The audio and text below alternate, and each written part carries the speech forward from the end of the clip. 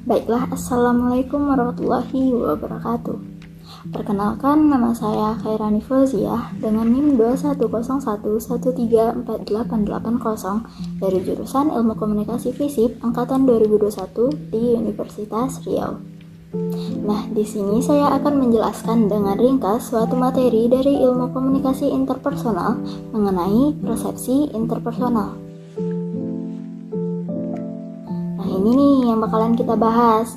Yang pertama, apa itu persepsi, indikator persepsi, unsur budaya yang mempengaruhi persepsi, jenis-jenis persepsi, dan yang paling terakhir, proses pembentukan persepsi.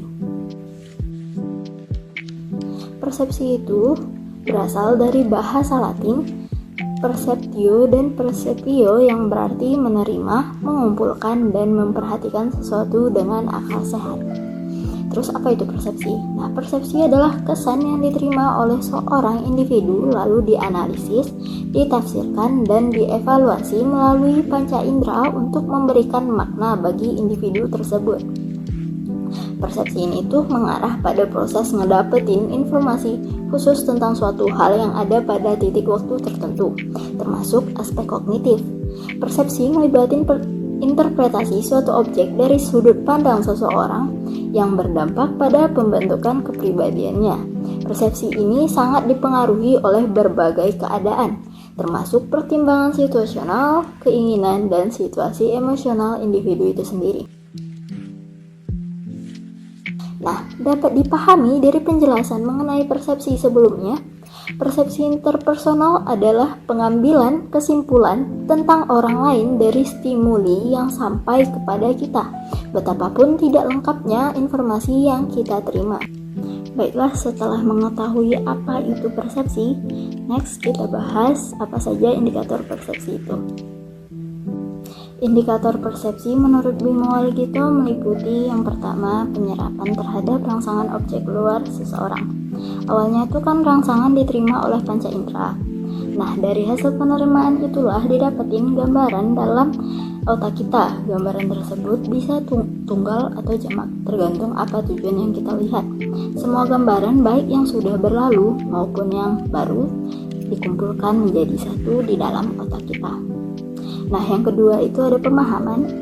Setelah gambaran masuk ke dalam otak, maka gambaran tersebut diklasifikasi, dibandingkan, serta dipahami hingga terbentuk suatu definisi di dalam otak kita. Gambaran tersebut juga tergantung pada gambaran yang pernah masuk ke dalam otak kita. Yang ketiga ada evaluasi. Setelah pemahaman dilakukan evaluasi. Individu ngebandingin pemahaman atau pengertian yang baru mereka dapetin dengan norma-norma yang mereka miliki secara subjektif. Persepsi ini tuh bersifat individual karena subjeknya sama, tetapi penilaian individu itu berbeda. Nah, karena ini nih kita bisa ngelihat dan maknain sesuatu secara berbeda-beda. Sebelumnya disebutkan pada bagian evaluasi bahwa norma atau budaya yang dimiliki suatu individu terlibat dalam pembentukan persepsi. Nah, dalam kehidupan kita terdapat budaya yang berkembang dan budaya tersebut juga akan mempengaruhi persepsi kita terhadap suatu objek. Faktor seperti agama, ideologi, tingkat ekonomi, dan pekerjaan sangat mempengaruhi persepsi seseorang terhadap realitas. Dengan demikian, persepsi itu terikat oleh budaya, bagaimana individu memaknai pesan, objek, atau lingkungan pada nilai yang dianut membuat persepsi ini bersifat subjektif. Larry E. Samovar dan Richard E. Porter mengemukakan ada 6 unsur budaya yang mempengaruhi persepsi. Antara lainnya ada ini nih. Yang pertama ada kepercayaan dan sikap, kedua pandangan, ketiga organisasi sosial, yang keempat tabiat manusia, yang kelima orientasi kegiatan, yang keenam terakhir itu ada persepsi tentang diri dan orang lain. Oke, setelah kita mengetahui apa saja unsur budaya yang mempengaruhi persepsi, selanjutnya yuk bahas apa saja jenis-jenis persepsi itu. Nah, bisa dilihat di sini nih, ada persepsi diri, ada persepsi lingkungan, ada persepsi yang dipelajari, persepsi fisik, dan persepsi budaya. Nah, yang pertama kita bahas apa itu persepsi diri. Persepsi diri adalah cara seseorang menerima dirinya sendiri. Nah, yang kedua, apa itu persepsi lingkungan? Persepsi lingkungan dibentuk berdasarkan konteks di mana informasi itu diterima. Nah, yang ketiga itu ada persepsi yang dipelajari. Persepsi yang dipelajari merupakan persepsi yang terbentuk karena individu mempelajari sesuatu dari lingkungan sekitar. Nah, terus ada persepsi fisik. Persepsi fisik adalah persepsi yang dibentuk berdasarkan pada dunia yang serba terukur dan dapat dilihat secara tak kasat mata. Jenis persepsi yang terakhir itu adalah persepsi budaya. Berbeda dengan persepsi lingkungan, persepsi budaya memiliki skala yang sangat luas dalam masyarakat. Sedangkan persepsi lingkungan menggambarkan skala yang sangat terbatas pada jumlah tertentu. Baiklah, setelah membahas banyak hal sebelumnya, gimana kalau sekarang untuk yang terakhir kita masuk ke proses pembentukan persepsi individu.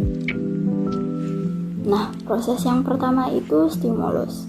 Pada proses ini, rangsangan dari sekeliling ditangkap oleh panca indera kita. Kontak antara panca indera dengan stimulus inilah yang kita sebut respons.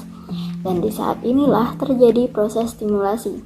Nah, melalui stimulasi ini kita bisa deskripsiin gimana pemandangan, suara, aroma, dan rasa yang kita dapetin dari sekeliling kita. Dengan kata lain, stimulasi memerlukan perhatian selektif dan terpaan selektif. Setelah stimulus, masuk ke respons. Pemberian respons dipengaruhi oleh latar belakang individu seperti keyakinan, asumsi, nilai-nilai, dan kondisi tertentu. Nggak perlu heran lagi kalau persepsi kita terhadap realitas kadang-kadang tuh nggak objektif, karena sangat tergantung dari seberapa besar keyakinan, asumsi, dan nilai serta kondisi tertentu yang diterapkan melalui perilaku kita. Setelah respons, masuk ke seleksi. Nah, pada proses ini, individu memilih konten pesan yang ia inginkan dan sesuai sudut pandangnya sendiri. Setelah seleksi, masuklah ke pengorganisasian. Pada proses ini, terjadilah pengklasifikasian pesan yang diterima. Persepsi lebih mudah terbentuk apabila stimulus yang diterima itu ditata berdasarkan skema dan skrip, menggolongkan mana yang sejenis, memisahkan objek berdasarkan ukuran, dan lainnya. Skema ini biasanya dikembangkan dari pengalaman individu itu sendiri. Selanjutnya masuk ke memori. Pada proses ini, individu menyimpan stimulus yang telah diorganisir kemudian dievaluasi. Kemudian masuk ke recall. Pada proses ini, memori sebelumnya yang telah diorganisir dan dievaluasi dipanggil kembali. Individu akan mengingat kembali informasi yang tersimpan dalam memori secara konsisten melalui skema. Nah, proses yang terakhir yang merupakan bagian inti dari persepsi adalah interpretasi evaluasi. Pada tahapan ini, individu akan memberikan makna terhadap semua respons, misalnya makna atas pengalaman, kebutuhan, keinginan, nilai-nilai, harapan, keadaan fisik dan emosional, gender, dan makna atas keyakinan, yang semuanya berdasarkan skema dan skrip yang telah dilakukan pada tahap sebelumnya. Oke, baiklah, jadi itu saja yang bisa saya jelaskan mengenai persepsi interpersonal. Semoga dapat dipahami dan dapat bermanfaat bagi kita semua. Wassalamualaikum warahmatullahi wabarakatuh. Bye.